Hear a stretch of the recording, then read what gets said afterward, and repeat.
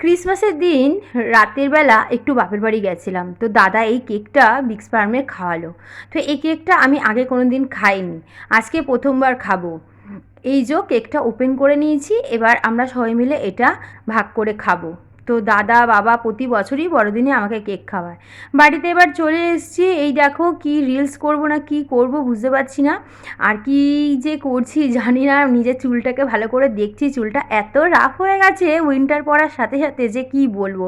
তো ভালো করে হট অয়েল ম্যাসাজ করতে হবে, সেটাই আমি ভাবছি।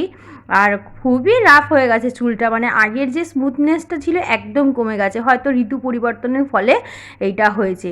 তো একটু আমি রিলস করছিলাম, দেখো এই জন্য এটা ওটা ঢং করছি।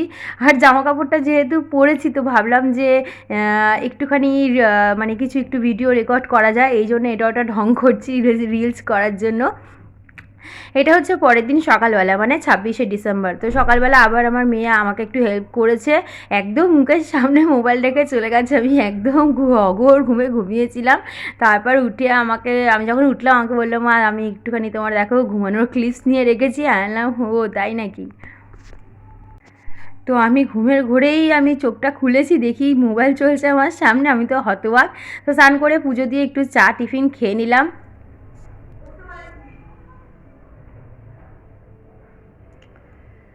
তাড়াতাড়ি করে রান্না সেরে আমাদের যেতে হবে জাসমিনকে ভ্যাকসিন দিতে, মানে ওর ভ্যাকসিন এটা থার্ড টাইম হবে। এটাই মানে লাস্ট ভ্যাকসিন, আর কয়েকদিনের জন্য, হয়তো 12 মাসের জন্য।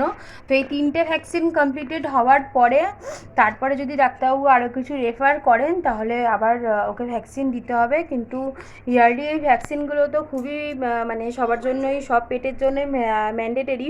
আমাদের তো অনেক লেট হয়ে গেছিলো, এই জন্য একটু ডাক্তারবাবু রাগও করেছিলেন।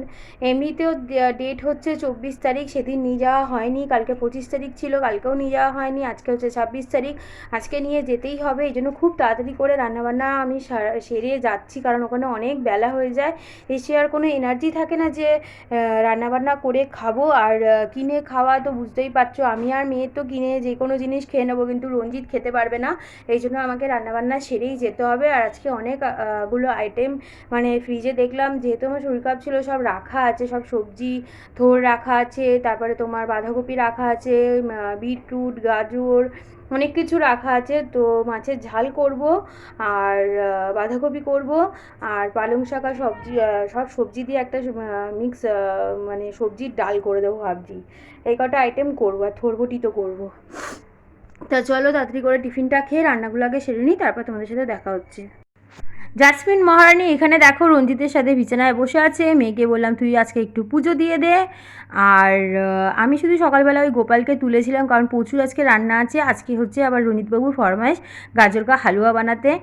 আর এখানে দেখো আমি মোটামুটি রান্নার জোগাড় সব করেই মানে শুরু করেই দিয়েছি। এই যে তুড়ি মারলাম, তুড়ি মেরে রান্না হয়ে গেল। সত্যি যদি এরকম হতো কত ভালো হতো। তো বাঁধাকপি তরকারিটা দেখো এরকম কড়াইয়ের মধ্যে রেখে দিয়েছি। আর এখানে মিক্সড ডাল আছে, এটা এখনও বের করা হয়নি। আর তরকারিটা কড়াইয়ের মধ্যেই রাখবো, কারণ রাত্রিবেলা আবার একটু গরম করতে হবে। এই জন্য একেবারে আমি আর নামাইনি, ওর মধ্যেই রেখে দিয়েছি একটু জল জল করে, যাতে রাতে গরম করার সময় সুবিধা হয়। আর এখানে দেখো গাছের অনেক পাতা ঝরে গেছে। আর ওই বিল্ডিংটা দেখো দূরে তত্তর করে কিন্তু এগিয়ে যাচ্ছে। এর আগের দিন যখন দেখিয়েছিলাম এই ওপরের যে ঢালাইটা, ওটা কিন্তু ছিল না, ওটা কিন্তু হয়ে গেছে অলমোস্ট। আর এখানে দেখো আমার রান্নাও অলমোস্ট পুরো কমপ্লিটেড। এই দেখো মিক্সড ডাল করেছি একদম জিরো অয়েল দিয়ে রঞ্জিতের জন্য। গাজর আছে, বিট আছে, এর মধ্যে শাক আছে, অল্প একটু ডাল দিয়েছি।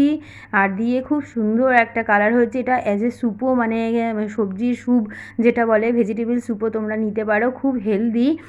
অল্প একটুখানি আমি এর মধ্যে হলুদ দিয়েছি আর পরিমাণ মতো নুন দিয়েছি, ব্যাস এটা রেডি হয়ে গেছে। আরও আনাজের মধ্যে অ্যাড করা যায়, কিন্তু আমি আজকে করিনি।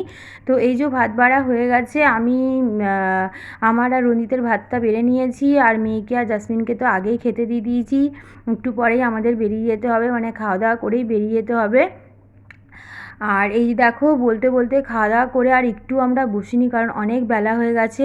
ওই তোমার অনেকটাই বেলা হয়ে গেছে, ওই 1:30 এরকম মনে হয় বাজে।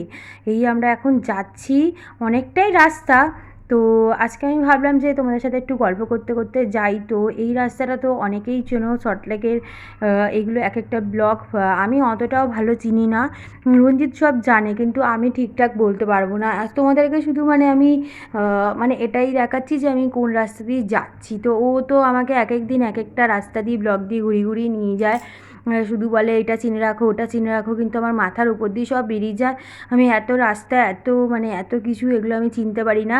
সেই জন্য জানো আমার সাথে মানে ইয়ার্কি করে, বলে তোমাকে যদি কেউ মানে কোথাও দূরে নিয়ে গিয়ে ছেড়ে দেয় তুমি আর কোনোদিন বাড়ি আসতে পারবে না। আমি বলছি দেখো অতটাও বোকা আমি না। তো এই নিয়ে আমাদের হাসাহাসি চলছে। আর এইখানে দেখো জাসমিন কি আরম্ভ করেছে। জাসমিন মানে গাড়ির মধ্যে একদম নর্মাল হতেই পারছে না। তাও আজকে অনেক কম বাইকিং করেছে, কিন্তু পুরোপুরি নর্মাল এখনও হতে পারছে না। তো রঞ্জিত আমি কনভারসেশন করছিলাম যে ওকে মাঝে মাঝে আমরা গাড়িতে নিয়ে বেরাবো। হ্যাঁ জানি একটু কষ্ট হবে আমাদের, কিন্তু আস্তে আস্তে ওর অভ্যাসটা পরিবর্তন করতে হবে। কারণ বেশিরভাগ সময় আমরা যেখানেই যাই না কারণ আমরা গাড়ি করে যাই।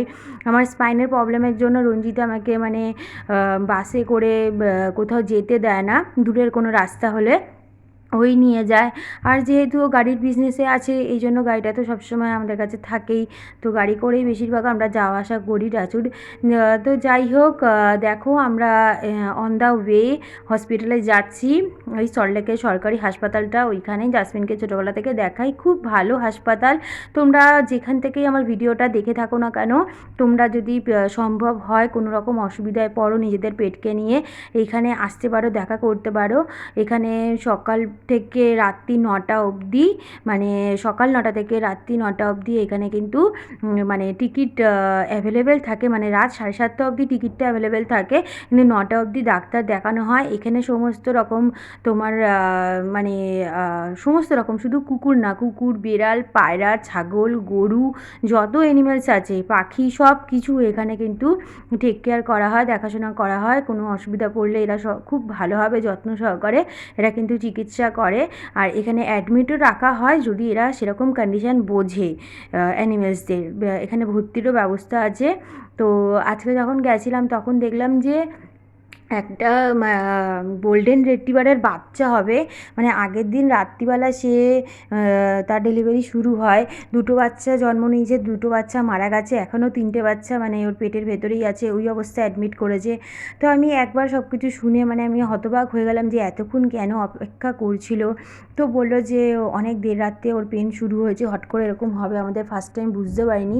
তাই আমি ভাবি যে এই যে মানুষদের জন্য যে হাসপাতালে এমার্জেন্সি থাকে, তো এরকম পেট যারা থাকে, যারা এরকম মানে ডেলিভারি বাচ্চা হয়, তাদের জন্য তো মানে এরকম কোনো ব্যবস্থা করা উচিত। কারণ বাচ্চা কখন হবে কেউ জানে না। রাত্রি 9টা অবধি হসপিটাল খোলা থাকে, সেটা ঠিক আছে, সেটা সরকার ঠিক করেছে। কিন্তু আমি যেটা ভাবছি সেটা হচ্ছে, বা আমার মতন যারা ভাবে যে যাদের এরকম বাচ্চা না, বাচ্চা হঠাৎ কখন না কখন হবে, তাদের জন্য ভাবা উচিত যে একটা এমার্জেন্সি ছোট্ট করে খুলে রাখা উচিত। যে এত বড় যখন জায়গা, একটা ছোট্ট এমার্জেন্সি করাই যায়। এখানের জন্য বলছি না, প্রতিটা মানে এনিমেলদের যে হসপিটাল আছে সবার ক্ষেত্রে আমি বলছি। কারণ যারা এরকম তোমার কি বলে ম্যামালস আছে, যাদের বাচ্চা এরকম হয়, যারা ঘরে পুষেছে বা এরকম বিজনেস করে, তাদের তো অনেক অসুবিধা হয়। জানি প্রাইভেটেও অনেকে অনেক কাজ করে, কিন্তু যারা এরকম ধরো মানে ঘরের মধ্যে পুষেছে তাদের তো সব রকম অভিজ্ঞতা থাকে না। হসপিটালে এলে ডাক্তারের মারফতে তাদের অনেক কিছু মানে তারা সুবিধা পেতে পারে। তাই আমি ভাবছিলাম যে এরকম যদি করা যেত তাহলে কত ভালো হতো। আর এই সমস্ত কথা বলতে বলতে দেখো জাসমিনের মানে ভ্যাকসিন কমপ্লিটেড হয়ে গেছে। আর এই যে চেনটা তোমাদের সেদিন বলেছিলাম বলবো, যে লকেটটা কেন খুলে দিয়েছি, লকেটটা এই জন্য খুলে দিয়েছি, লকেটটা তো ওম মানে শেপে ছিল, পেন্ডেন্টটা ওম শেপে ছিল। তো এটা যখন আমি স্নান করি তখন কিন্তু এটা ওমের মানে ধোয়া জলটা আমার পায়ে পড়ে, যেটা একদমই ঠিক না। কারণ আমি আমার সিংহাসনে যারা আমার ব্লগ দেখে তারা লক্ষ্য করেছো, ওম কিন্তু আমি পুজো করি, ওমকার আমি পুজো করি। তো ওইটা আমার পায়ে পড়ছে, বাথরুমে নোংরা জলের সাথে, ড্রেনের সাথে বাইরে মানে বেরিয়ে যাচ্ছে, এটা আমার খুবই খারাপ লাগে। তো এই জন্য আমি ওমটা খুলে রেখেছি। অন্য কোনো পেন্ডেন্ট আমার কাছে আছে, কিন্তু অন্য কিছু পেন্ডেন্ট কেনার ইচ্ছা আছে পরবর্তী সময় ডেলি ওয়্যারের জন্য, আর এই জন্য আমি খুলে রেখেছি, মনে পড়লো বলে বলে দিলাম। তো আজকের ব্লগটা, এই ব্লগটা আর বেশি লং করব না, কারণ প্রচুর টায়ার্ড হয়ে যায় যেদিন ওকে হসপিটালে নিয়ে আসি। তো tata, bye bye all my friend, সবাই তোমরা ভালো থাকো, সুস্থ থেকো। ভালো লাগলে আমার লাইক কমেন্ট করো, ফলো করে দিও, সাবস্ক্রাইব করো।